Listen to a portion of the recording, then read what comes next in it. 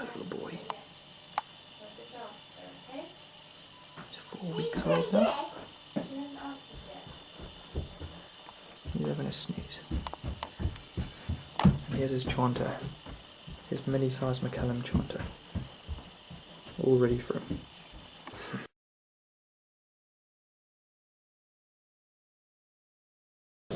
So I'm here today at lunchtime, and I've taken my pipes down for an hour. So I'm going to have a play around with my pipes today. Now, I was given a new reed last week, and I had a couple of gigs to play at over the weekend, and it didn't go very well.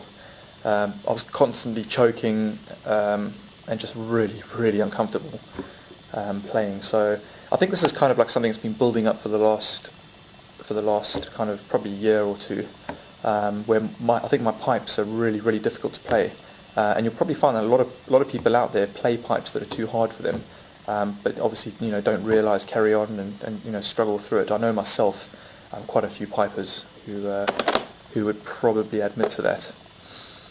So what I was planning to do about it was to kind of start having a look at my reeds, whether I'm losing any air in any of the joints. Rehabbed my pipes not so long ago, and so that should be all right. But just to take a look generally how I'm playing. I'm feeling very uncomfortable on my top hand, and have been for a while now. So I think this is like probably a problem that's more common than people would think.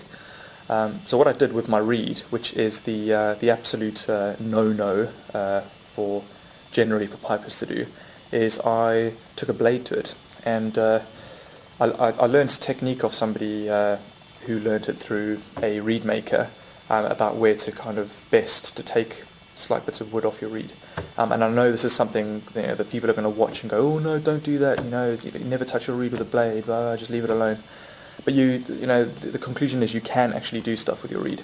You just need to be very careful, and I would probably even go so far as to maybe go and do some reading about it. Go and talk to reed makers, and just see what they've got to say, because there are ways to actually make the reed not so strong to blow. It's something I do. My reed is always used to tune the band up against, so I never lose volume or good tone off my reed. Again, I'm very cautious when I do it. So yeah, just something to bear in mind. Just take a few old reeds and have a play with them. Have a reed up first and then have a play. I think it's always best to kind of maybe do that with your instrument to kind of understand what things do to your pipes basically. So yeah, just use with caution.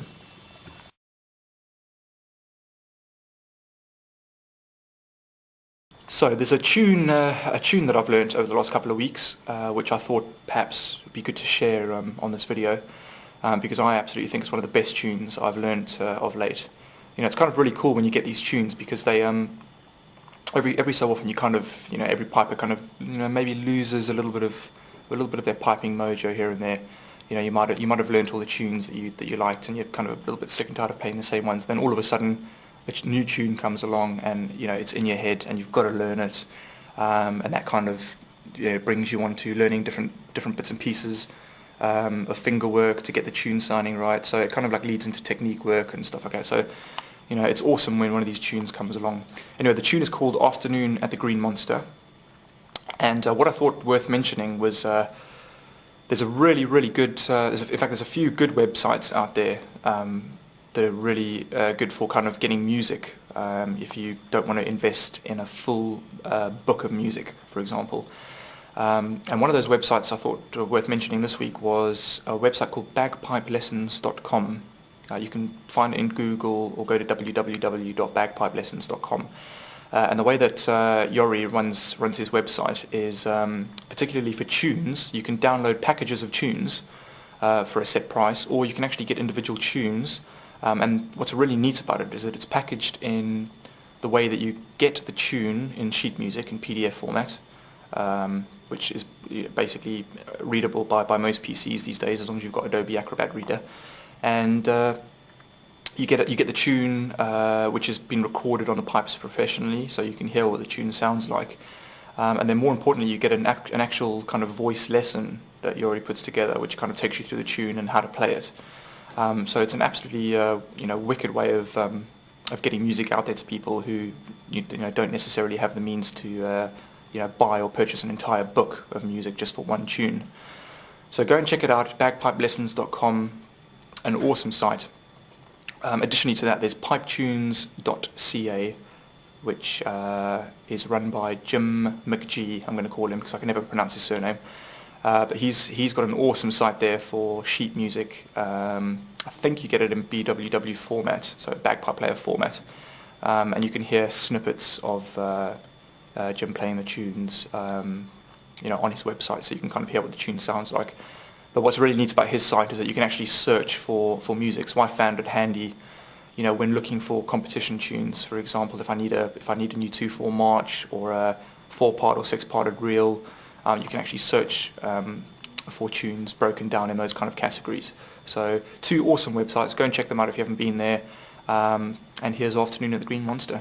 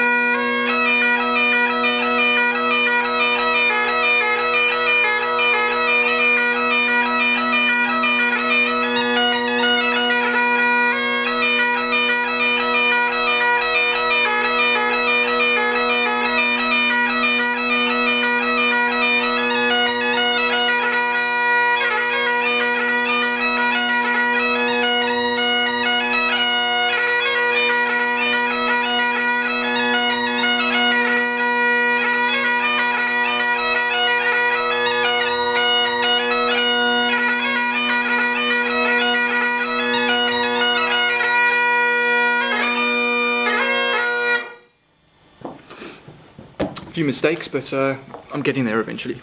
It's a really awesome tune. It's one of those ones that just sticks with you. I've been walking around the house humming it for the last couple of weeks, so it's great. It's all really cool to learn a new tune. And the important thing to remember is when you get a new tune to learn, and it really kind of grips hold of your piping again. It's really awesome what you actually get out of learning a new tune. With this particular piece, there were a few kind of finger combinations which I wasn't too comfortable with. So it kind of like brought me out to practice that particular phrase. And obviously, for the future, if there's another tune that comes out with a similar, kind of finger combination, then it helps out. So it's all good for the piping. That's it for this week. Cheerio.